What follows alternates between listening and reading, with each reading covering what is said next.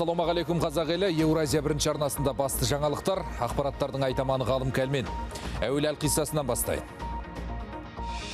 Күні белгіленді, енді дайындық басталады. Орталық сайлау комиссиясы алдағы референдумның тәртібін түсіндірді. Голосование пройдет с 6 октября с 7 утра до 20 часов вечера. Бұл саяси науқанға қанша ақша кетеді?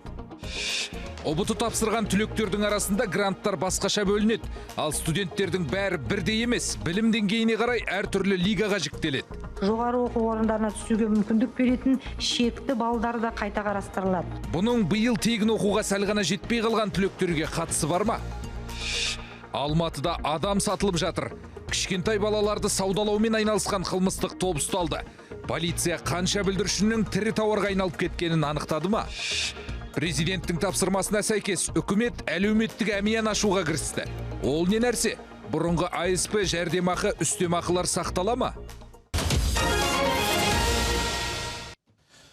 Сонымен референдумның өтетін күні белгілі. Президент 6 қазан деді. Енді атом электр станциясын саламыз ба, жоқ па деген жалпы халықтық дауыс беруге тынымсыз дайындық басталады. Бүгін орталық сайлау комиссиясы жоспарын пысықтап, атқаратын жұмысын талқылап, науқанның тәртібін жариялады. Сюжет көрейік. Тойдың болғанынан болады қызық. Кешегі президенттің жарлығынан соң елімізде саяси науқанға дайындық бірден қыза түсті. Алдымен орталық сайлау комиссиясы маңызды іс-шараның қалай өтетінін тағы бір нақтылап алды. Жауаптылардың айтуынша биылғы жалпы халықтық референдумға 12 миллионнан аса қазақстандық қатысылады. Ал ол үшін жалпы 10.327 сайлау учаскесі ашылады. Тіпті шетелде жүрген азаматтарымызға да дауыс беру үшін 78-і тағы құрылмақ. Сроки определены. 12 қыркүйекке дейін азаматтар референдум комиссиялары орналасатын орындардан хабардар болады. Дауыс беру 6 қазанда таңғы 7:00-ден басталып, кешкі 20:00-ге дейін жалғасады. Онда 12 миллионнан астам адам дауыс бере алады. Алайда бұл цифр барлық өңірдегі жергілікті атқарушы органдардың өтініштерінен соң өзгеруі мүмкін. Әлі студенттерді вақталық тәсілмен жұмыс істейтіндердің де құжаттарын қарауымыз керек. Сондай-ақ жиында республикалық референдумды өткізуге қанша қаражат керектігі де айтылды. Жауаптылар есеп-қисап жүргізіп, бұл саяси науқанға бас аяғы 15,5 миллиард теңге жұмсалады деп шешкен.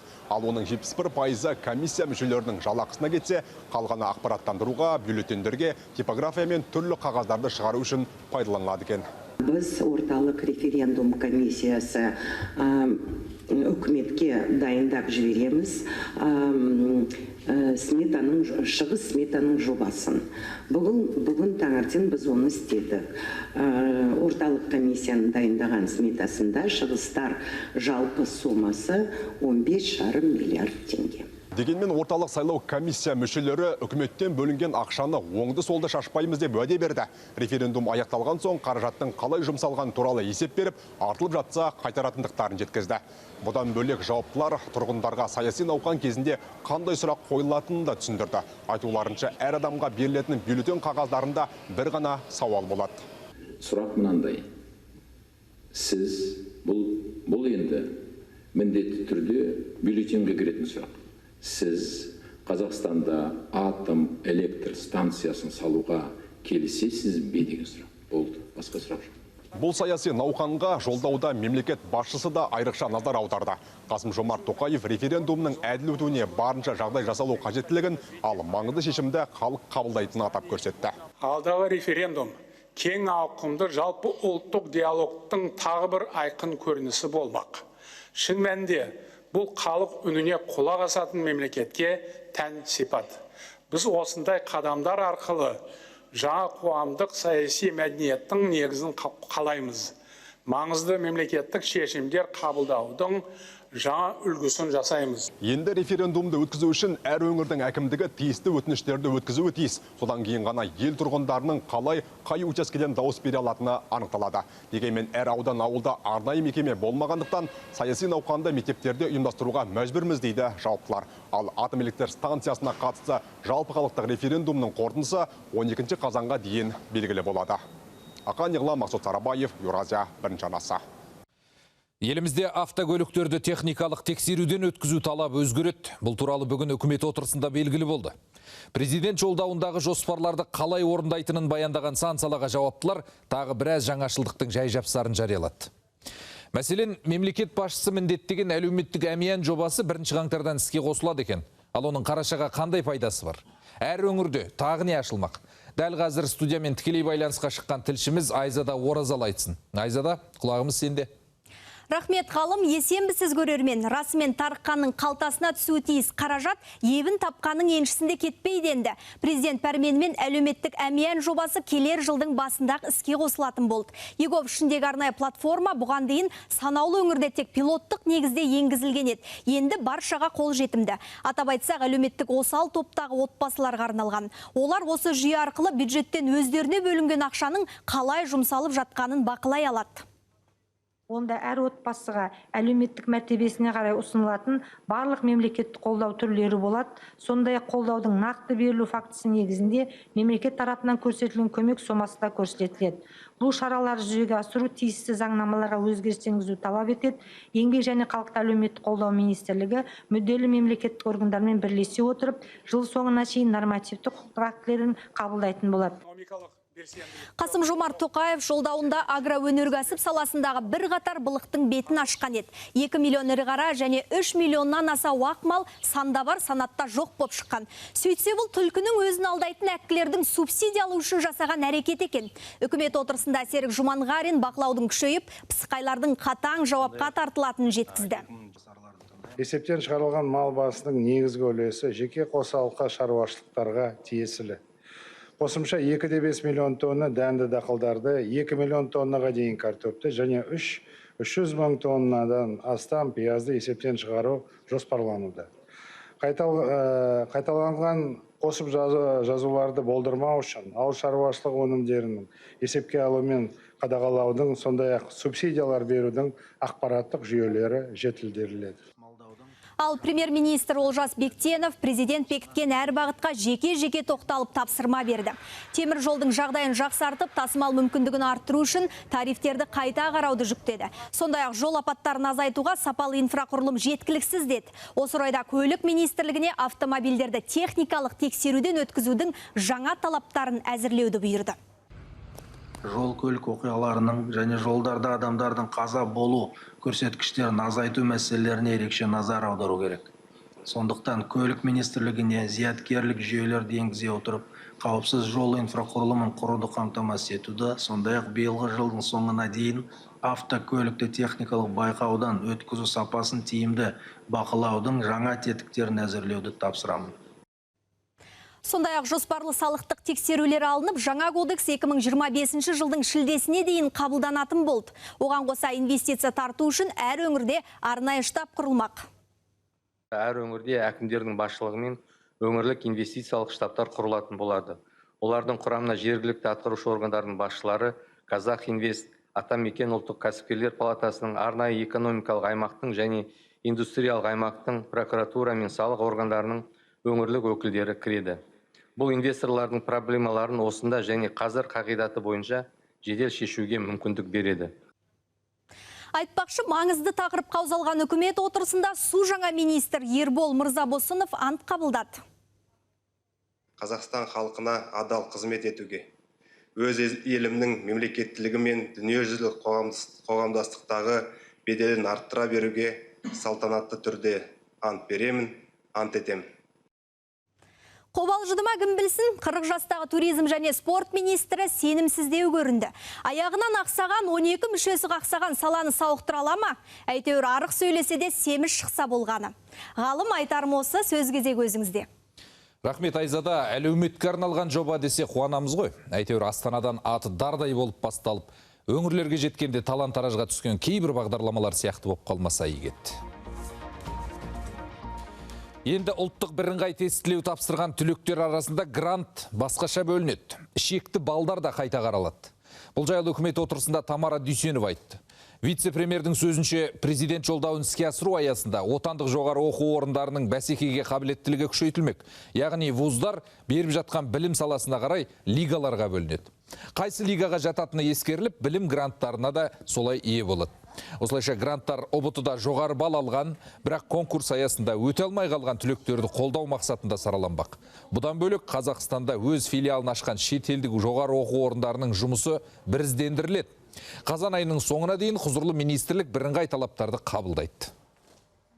Осы мақсатта келер жылдың 1 сәуіріне дейін жоғары оқу орындарының білім сапасын тәуелсіз бағалау ұйымдастырылмақ. Бағалау критерийлерінің негізі ОЕСР елдерінің тәжірибесіне негізделетін болады. Бағалау нәтижесі бойынша жоғары оқу орындары жоғары, орташа және мақсатты лигаларға жіктелетін болады.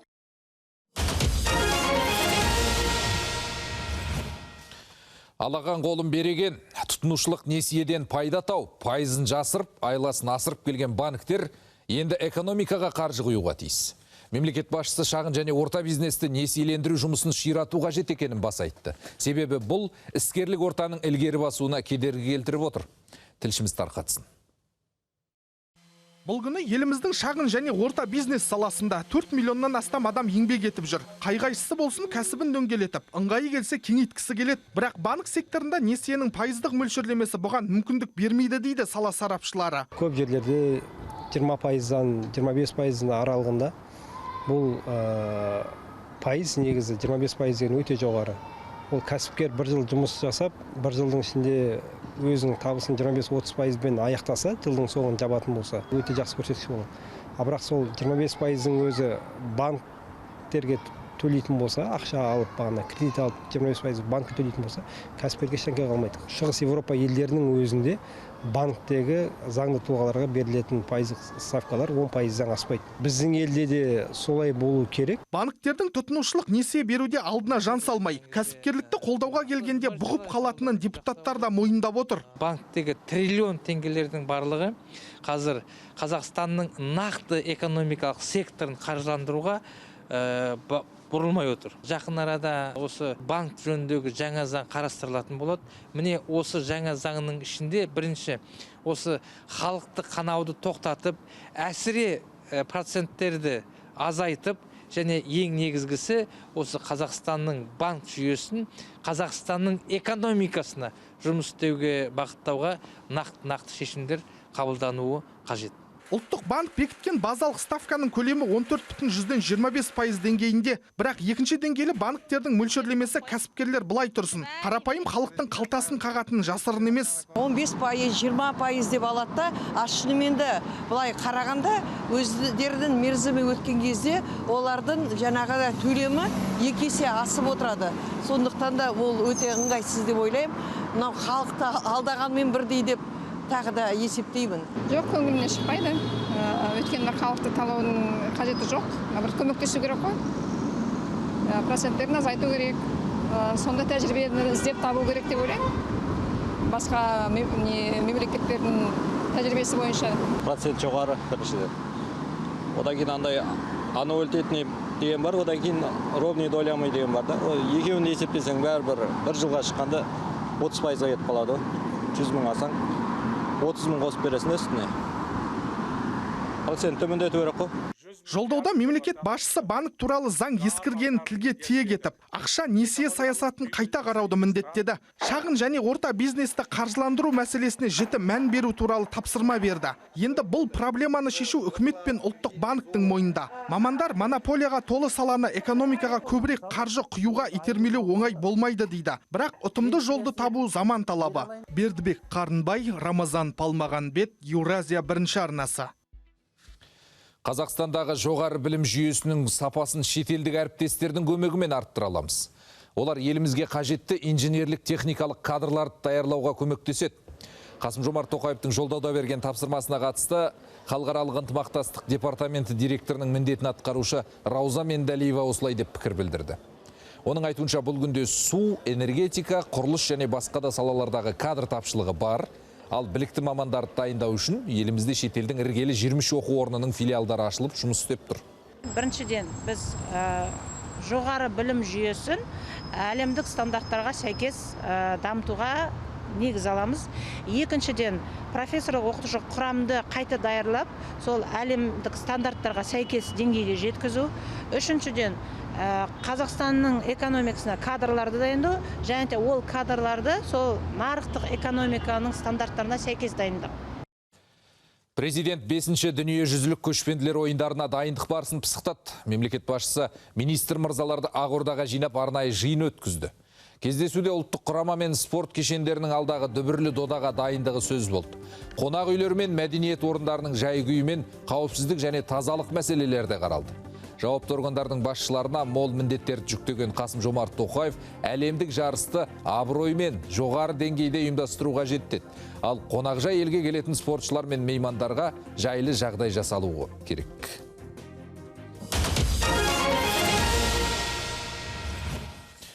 Жын соққандай жүйіткіп жолындағысын жайпаған жүргізуші қолға түсті. Қарағандыда жол апатын жасап 5 бірдей көлікті қағып соққан ер адам осы өңірге танымал Сергей Камаев деген кәсіпкер болып шықты. Ережені елемей құйғытқаны бейнебақылау камерасына жазылып қалған. Аманжолов көшесіндегі апаттан бір адам көз жұмып, тағы 4 кісі ауруханадан бірақ шыққан тұғын. Медициналық көмекке жүгінгендер арасында жүкті келіншек те бар.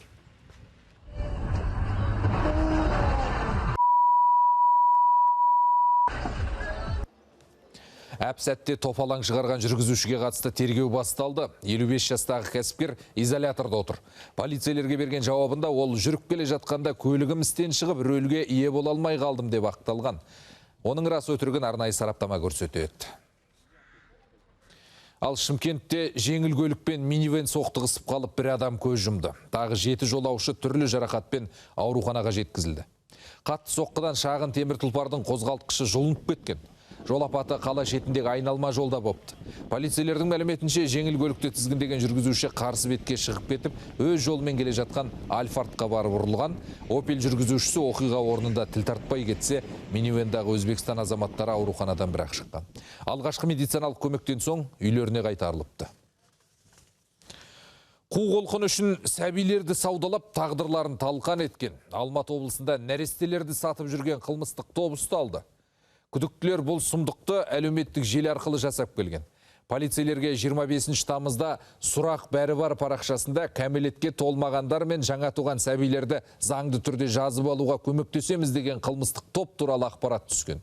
Жедел іске кіріскен күштік құрылым өкілдері дәмханалардың бірінде баланы сатушы мен сатып алушыны қолға түсірді. Қызылорда облысында туып өскен 38 жастағы күдікті 1 жасқа да толмаған нәрестені 1,5 миллион теңгеге өткізбек бопты. Сөмкесінен қомақты қаражат табылған ол қамауға алынып, қылмыстық іс қозғалды. Павлодарда 10 жастағы қызды зорламақ болған қала тұрғынының қолына кісен салынды. Әлеуметтік желіде күдікті футбол бапкері деген ақпарат тарап еді ғой. Алайда өңірдегі балалар омбудсмені Сәуле Шәкенова оның жекеменшік спорт мектебінің менеджері екенін айтты. Арам пиғылын іске асырмақ болған ер адам жеткіншекті жарысқа қатысуға алдап шақырыпты. Оған тиісіп өзінің әурет жерлерін ұстауға мәжбүрлепті. Сараптама нәтижесі баланың зорланбағанын көрсеткен. Жеткіншек қазір үйінде психолог көмек көрсетіп жатыр екен. Эта девочка большая молодец. Мен үшін бұл қыз батыр, бұл ерлік. 10 жастағы жеткіншек қорықпай бәрін айтып берді. Ол осы әрекеті арқылы бір емес, бірнеше баланың тағдырының талқан болуына жол бермеді. Сондай-ақ көп балалы анаға қызына берген тәрбиесі үшін алғыс айттым. Өйткені ата-ана өздеріне деген сенім деңгейін қалыптастырған. Соның арқасында балалар отбасында өзін қауіпсіз сезінеді. Бейресми мәлімет бойынша күдікті тәлім берудің орнына кәмелетке толмаған қызды қонақ үйге апарып зорламақ болған, алайда жеткіншек шу шығарып қаскөйдің қолынан сытылып кетіпті. Полицейлер қылмыстық іс қозғады. Алматы облысында ірі қарадан тараған Сібір жарасы адамдарға жұқты. Ұйғыр ауданына қарасты үлкен Ақсу ауылының 21 тұрғыны медициналық бақылауға алынды. Олар ауруға шалдыққан 4 аяқтыны сойып жатқан кезде қолдарын жара басқан көрінеді. Бәрінің білегі қотырланып, ісініп кетіпті. Дегенмен дәрігерлер тері инфекциясы уақытылы емделсе тез қалпына келеді дейді. Қазір науқастардың жағдайы бір қалыпты, ал жауапты мамандар елді мекенде дезинфекциялау жұмыстары жүргізілгенін жеткізді. Аурудың ошағы болған орын карантинге жабылыпты. Ұйғыр ауданында болған жағдайға байланысты санитариялық противоэпидемиологиялық арнайы шаралар атқарылып жатыр, ұйымдастырылды. Малды сойған 21 қатынаста болған адам анықталды. Барлығын медициналық бақылауға жолданды. 15 қыркүйектен бастап карантиндік шектеулер енгізіліп, жұрттың бәрі жаппай демперде тағуға міндеттеледі. Әлеуметтік желіде тараған осы ақпарат қазақстандықтарды екі ойлығып қойды. Алайда санитариялық эпидемиологиялық бақылау комитеті тұрғындарды мұндай қауесетке сенбеуге шақырады. Өйткені желі біткенде желде есіп жүрген бұл мәлімет шындыққа жанаспайды. Ведомство дерегінше маска тағу тек медициналық ұйымдардың қызметкерлері үшін міндетті. Ал 15 қыркүйекте тұмауға қарсы вакцинация салу басталады екен. Өшпенділік пен зорлық зомбылық идеологиясын әлеуметтік желілер арқылы насихаттап, басқа да жолдармен таратқан. Ұлттық қауіпсіздік комитеті Алматы қаласы мен Қарағанды, Түркістан, Ұлытау облыстарында терроризмге қарсы іс-шаралар өткізіп, деструктивті діни ағымның жақтаушыларын қолға түсірді. Күдіктілердің 5-еуі Қазақстан азаматы да, 1-еуі шетелдік. Олардың 2-еуі бұған дейін тонау және ұрлық жасаған үшін сотталған екен. Тексеру барысында заттай дәлелдемелер мен қару-жарақ табылды, арасында 3 граната да бар дейді. Ал Алматыда есірткі жасап, табыс тапқан ерлі зайыптылар ұсталды. Олар Алатау ауданында орналасқан пәтерлерін зертханаға айналдырыпты. Онда синтетикалық есірткі өндіріп, қаптамаларға салып, бөлшектеп жүріп сатқан. Баспанадан зертханалық жабдықтар, прекурсорларды сақтауға арналған шыны ыдыстар, магниттік араластырғыш, электр сорғылар, шыны колбалар, ноутбуктер және 265 мың теңге қолма-қол ақша, ерекше иісі бар өсімдік тектес жасыл зат және басқа да құралдар табылып тәркіленді. Сот химиялық сараптама кезінде тәркіленген заттың мефедрон екені анықталды. Ерлі зайыптылардың қанша уақыттан бері осы кәсіппен айналысқаны тергеу барысында анықтала жатар.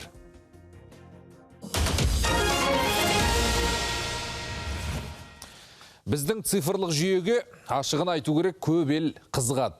Әсіресе мемлекеттік қызметтер алуға арналған егов жүйесін өздеріне көшіріп әкетуге бар. Былтырлары көршімізде мобилизация болып үдере көшкен тұрғындары бізге келгенде дүкендерде қарапайым QR-мен төлеудің өзіне таңданып біраз айтып жүрді ғой. Бүгінде Астанада өтіп жатқан конференцияда түрлі жоба авторлары шетелдік қонақтарды таңдай қақтырыпты. Әріптесім Серік Дәрменұлының сюжетін көрейік. Әлемнің озық елдері біздің цифрландыру жүйемізге қызығып отыр. Қазірдің өзінде бірқатар мемлекетпен келісімдер бар. Олар егов KZ жүйесінің жұмысына таңданып, оны өз елдерінде қолданғысы келетінін жасырмады. Себебі бұл платформа арқылы үйден шықпай-ақ кез келген құжатты алуға болады. Бүгінгі таңда Қазақстан әлемдегі цифрлық даму жағынан ең озық 30 мемлекеттің қатарына кіреді. Ал онлайн қызметтер бойынша 8-ші орында. Для продвижения барлық мемлекеттік қызметтердің 90%-дан астамы мобильді құрылғылардан халыққа қолжетімді. Өткен жылы отандастарымызға 270 миллионнан астам мемлекеттік қызмет онлайн форматта берілді. Мұның бәрі біздің елдің цифрландыру бойынша Біріккен ұлттар ұйымында жоғары рейтингте болуға өз ықпалын тигізуде. Бірқатар маңызды құжаттарға қол қойылды.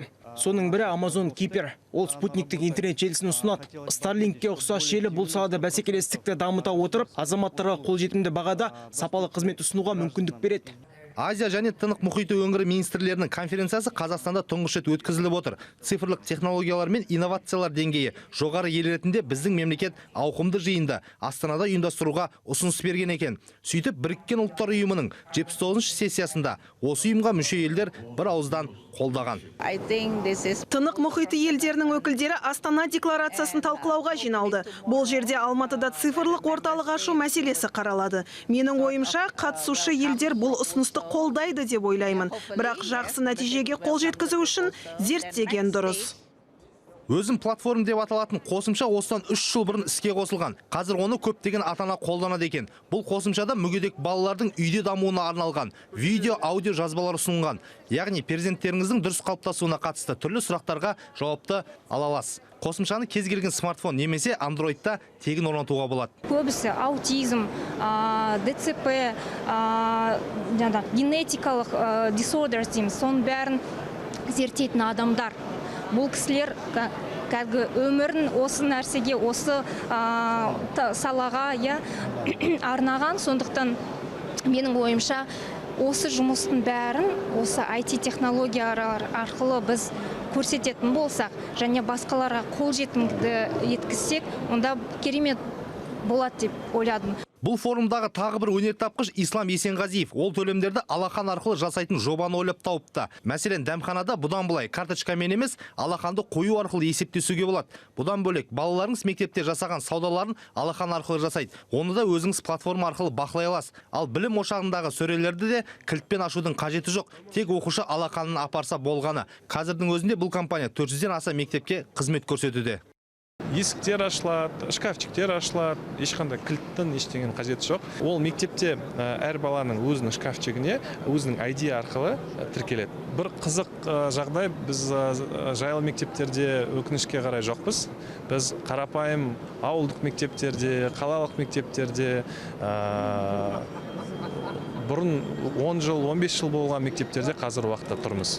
Қазақстанда бүкіл қала 2025 жылдың соңына таман 5G желісіне қосылады. Бұл туралы үкімет басшысы Олжас Бектенов мәлімдеді. Ол шетелдік елдерді еліміздің цифрлық шешімдерін қолдауға шақырды. Сондай-ақ конференция аясында ынтымақтастықты одан әрі дамыту үшін 20-дан астам елмен кездесулер жоспарланған. Серік Дәрменұлы, Айтжан Отызбаев, Еуразия, бірінші арнасы. Елімізде ұзақтығы 500 шақырымдық марафон бәйге басталды. Ұлы дала жорығы деп аталатын додаға түрлі елден келген 85 шабандоз қатысады.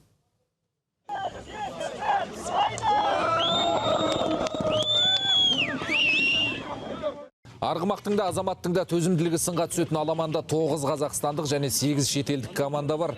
Ат жарыстың шымылдығы осыдан 5000 жыл бұрын адамзат баласы алғаш рет жылқыны қолға үйреткен Ботай елді мекенінде түріліпті. Шабандоздар Лабанова ауылынан Астанаға дейін қашықтықты шауып өтеді. Марафон әрқайсысы 100 шақырымнан тұратын 5 кезеңге бөлінген. Оның аясында додаға қатысушылар мен көрермендер ежелгі түріктердің қасиетті және тарихи орындарын аралауға мүмкіндік алады. Ұйымдастырушылардың айтуынша бұл шара Астанада өтетін дүниежүзілік көшпенділер ойындарының дайындығы іспетті. 2 жыл бұрын мемлекетіміздің басшысы Қасым-Жомарт Кемелұлы Тоқаев өзінің тікелей қолдауымен осы аламан бәйге басталған болатын. Бүгін 3-ші рет өтіп жатыр. Бүгінгі доданың ерекшелігі бұл халықаралық деңгейде өтіп жатыр. 10-нан астам мемлекет, оның ішінде біздің қыздарымыз да қаншама Еуропа, Африка елдерінен келіп қатысып жатыр. Бүгінгі айтарымыз осы, құрметті көрермендер. Арнамыздан алыстап, жаңалықтардан қалысқап жүрмеңіздер. Дидарласқанша.